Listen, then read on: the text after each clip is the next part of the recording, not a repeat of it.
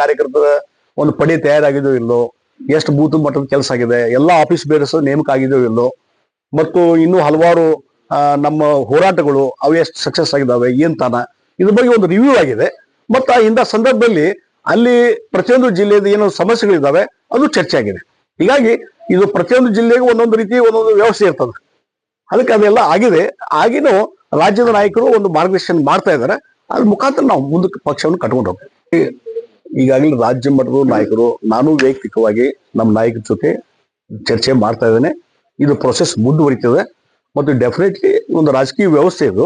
ರಾಜಕೀಯ ವ್ಯವಸ್ಥೆಯಲ್ಲಿ ಎಲ್ಲರೂ ಕೂಡ್ಕೊಂಡು ಕೆಲಸ ಮಾಡಿದಾಗ ನಾವು ಗೆಲ್ತೀವಿ. ಡೆಫಿನೆಟ್ಲಿ ಆ ಮಂತ್ರವನ್ನು ಇಟ್ಕೊಂಡು ನಾವು ಕೆಲಸ ಮಾಡ್ತಾ ಇದ್ದೇವೆ. ಏನೋ ಭಿನ್ನ ಮತ್ತೊಂದು ಇದ್ರೂ ಸತಕ್ಕೆ ಪ್ರತಿಯೊಬ್ಬರು ಕರೆದು ಮಾತಾಡಿಸಿ ಅದನ್ನ ಸರಿ ಮಾಡುವಂತ ಕೆಲಸ ನಾವು ಮಾಡ್ತೀವಿ.